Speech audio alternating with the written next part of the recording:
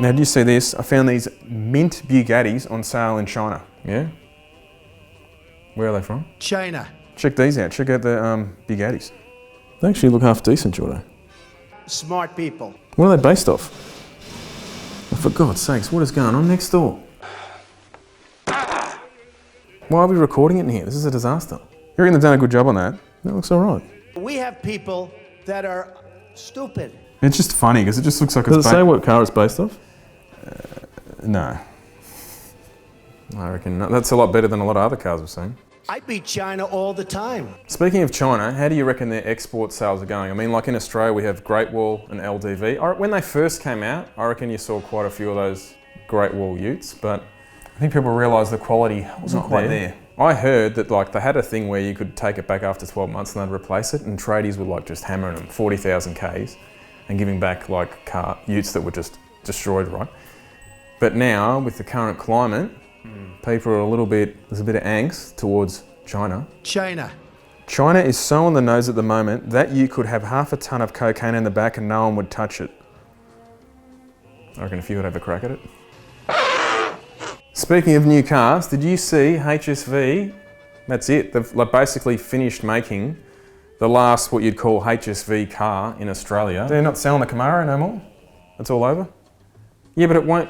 No, the Camaro's done. But like the last car, I think it was a white sports cat, Colorado. Sports cat. They've gone out with a bit of a cough rather than a bang, hey? I mean, compare that to like the W1 HSV and all that. Because everything going forward is not going to be badged as a HSV. So hang on, they've gone from selling a W1, which is just insane, to a stick-it-up Thai truck. Basically. But look, you got to feel for the workers, the people who work there. What do they do? It's out of their control. But HSV have been pretty good. I mean, converting the big trucks though. Yeah, but HSV as a badge is no more. Yeah, I see what you're saying. It's finished. I'm sorry, we seem to be having some technical difficulties. It's finished. What is it going to be renamed? Was it GMSV? GMSV. That just rolls off the tongue, mate.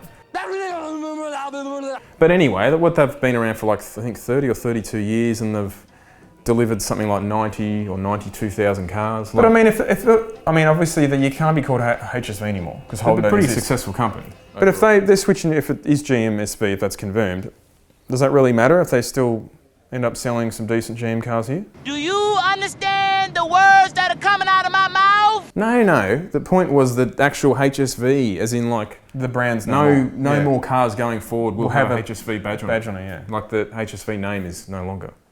But it was just not really fitting that the last car that rolled off the line was a sports cat. Yeah. Have you been in one? You have. I know you've been in heaps. You could blindfold you and put you in the HSV one to a normal Colorado. You wouldn't know the difference. Yeah. You can say it's got X, Y, and Z on it, mate. It's still got Holden badges all over it. The key, Alibaba key, the same. Like, it's pretty sad. At least like the Wild Track, it's not the Wild Track. The Raptor Ranger. It's nice when you hop in. It is nice. Oh, it's a very well engineered car. Too bad it's just got a flaming gutless engine in it. Don't dare bag the Ranger Raptor. No, these Thai trucks. Oh. We were copping some grief, and people were saying not all of them are slow. Oh, but the flash tune, they'll just blow the doors off anything. Apparently, better watch out. Yeah, like the Amaroks and stuff, they'll make 200 plus kilowatts in the wheels and cut sub 5 seconds to 100. So next time you're out in your Renault, Jordo, watch out. Speaking of more new cars, did you see this convertible Tesla 3? This looks just crap. It reminded me of like a convertible Herbie, like a the new Volkswagens. Remember they released? Because it was never designed as a convertible. It wasn't designed. Remember it's a 4-door car. Yeah, it looks weird. A 4-door convertible. Even the most basic conversion with a manual hood doesn't come cheap. It's about over 40 Australian, I think. 45 grand starting point. Then the cost of the Tesla. This thing would be serious money, and then it looks like that. I don't understand why you would want to convert a car. It wasn't some fancy electronic roof, was it? Well, I'd have to... No, it says here, the cheapest one with a manual roof. Yeah, that's what I thought, manual roof. It just had a crappy old MX-5 roof in the back. Yeah, yeah. Just to get an expensive electric car even more expensive. I mean, seriously, I don't understand convertibles. Go buy a boat. You had an MX-5? I bought one with a hard top, and I took it off once in the garage just to check the seals, and I was just like, ripped, actually unbolted that car didn't do 10 metres of driving with the roof. No, I actually ended up taking the soft top out of it because you get a bit of storage space if you do that. Just put the hard lid back on. I thought, there's no way I'd be caught dead. Yeah, but you're probably gonna be caught dead driving an MX-5 anyway. Oh my God! Told you. Someone's gonna die! Someone's gonna die! Told you. Someone's gonna die! Okay, Karen. You know, if there's one thing the current affair brigade beat up, it is the fuel, the petrol prices. The petrol prices. Analysis carried out exclusively for 9 News. Petrol is not expensive in Australia, no matter what you think, right? It really isn't. Compared to other countries, Australian petrol prices are not that But bad. sometimes they carry on, and I'll be like, oh my God, it's $5 a tank dearer, and you're thinking, $5, really? I know, This is what's going to break the bank? Like, look at all the money we waste on just rubbish. Everyone does. On just crap they don't need, and they're worried about the price of petrol. And everyone goes like, oh, look how long. It did take them, with the COVID thing, it took them a month to lower the petrol prices, and then as soon as we've come out of lockdown, straight up one day. But I mean, hey, it's a supply and demand, right? If no one's driving around, of course they're going to lower the prices. Well, you can turn your car into a V8 supercar, according to this. It's advertised as turning sedans into supercars We've learnt one thing. Performance matters. and regular cars into rally cars. Oh yeah, whenever I see a spokesman from like the RACV or an NRMA or whatever, They're always going on about how the premium fuel's not worth it. There's no reason to put 98 in your car if you can use regular. but I thought premium has less crap in it. Most cars though, that technically need to run a 98, they'll also run a 95. Most cars don't But it's have not to- for 95. Most factory cars don't have to run on 98. No, but most guys who would buy them would run them on 98. So forget about 95 and 98. What's the price of E85 these days? Well, actually, it's funny you say that. We just went to the service station this morning and got some 98 and E85. I know the E85 because I asked you what the price of it was, and it was $1.44. Yeah. 44. I got some 98 as well. I don't even know what. It was $1.25 I actually didn't look. or something, I think. But like, I can't believe how many It's people. pretty cheap for 98, isn't it? Yeah, it was 20 cents. But at the end of the day, it is what it is. I know. Well, otherwise, don't drive your car, right? But so many people sook about the price of E85, and I think, my God, is E85 a necessity in your car, really? Yeah, I know. Do you need to have E85 in your car? Like, I like it a lot. at the end of the day, you're buying race fuel off the pump. Do you know what I mean? How easy it is. Think about, not so long ago, you had to go and get avgas or, you know. Oh, like God. All I remember was the days of it was called a Friday night drags, and poor blokes, and this is back then, this is back probably, 12 years ago plus, probably longer, they were paying like $8 to $10 a litre for C16. They'd buy a 20 litre drum and it would generally cost up near $200. And they'd run that in their car for the day and have their C16 tune for the drags. Yeah, but also, back in the day, a lot of the computer systems, you couldn't have 15 tunes in your car. No. So you'd basically have to get the car retuned, put your race leaded fuel in it, run it, Switch maps back. then go back, get it, switch. It's so easy today. Like, you've got flex systems, and people still want sook them. And I think, my God, it is so easy to make power and have some sort of performance in your car now, isn't it? Just don't waste your money on that 98 though. The only thing that is really stricter now is, like engineering emissions and all that. It is harder, but it's not hard to go fast. Except maybe if you own an RX-8.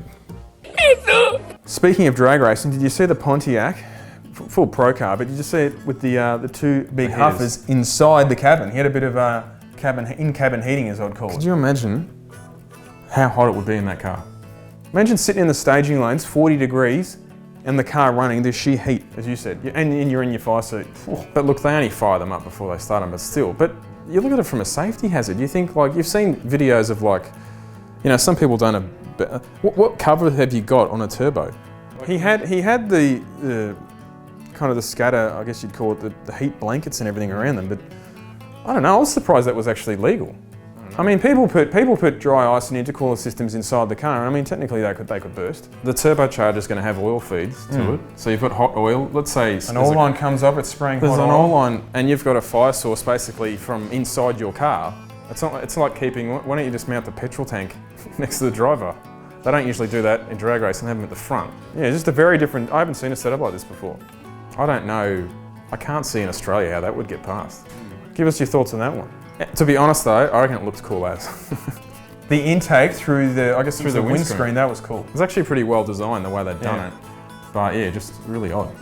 Now, you and George Nomang are big fans of the DeLorean. I fanned you a car. I actually want a DeLorean. Like, that's it. I'm going to get one. But in Australia, a lot of the ones I've seen are... The wait is over. Oh, you found one. Check out this beast. Give us a look. We got What is going on next door? Did you hear that? It was Mike Nolan. I was going to say, Oh, it's been hanging out crazy, Steve. What is that? he's even got the massive hook, the rod to pick up the electricity on the power line. Back to the Future 1. Yeah. Clock tower.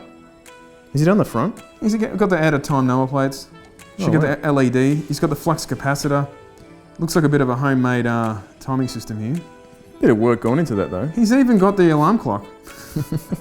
No, this is just a, what is that, a gag or something? This car is truly like no other. It turns more heads than a Ferrari whilst having the reliability of a Japanese car. Now, in all honesty, I was looking at this going, what the actual is this, right? But it does say here, it was originally built for a charity car rally earlier this year on the theme of being movie cars. So someone went to some serious effort. It's a fair bit of effort doing that. Putting that together. But I think I'll take a pass on that. I don't think I'll wait for the real thing. Did you see there was one for sale? I think it's actually in Victoria. Is it running? Oh no, it's mint. Really? Mint, $88,000 they went for Oh, it. that one. Great Scott!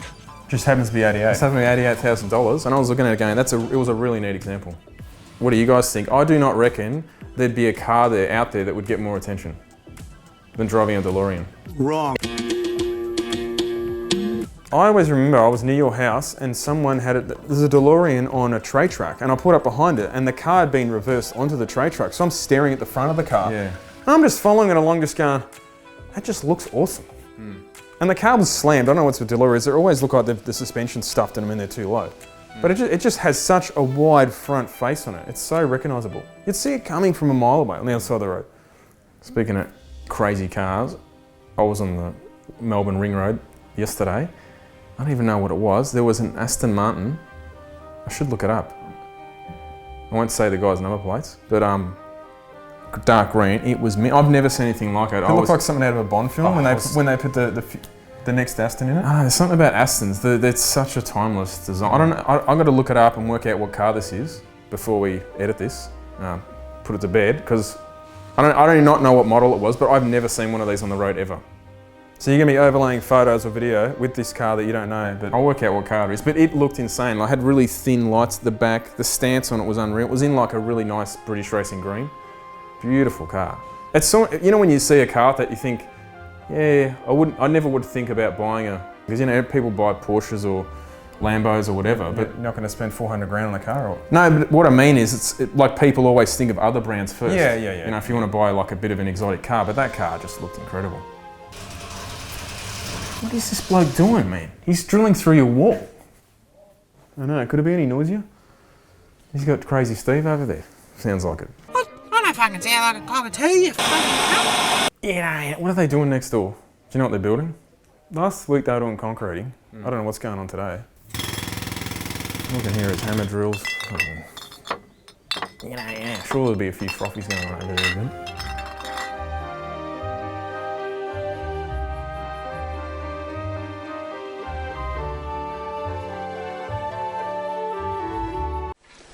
I get to the very end, it's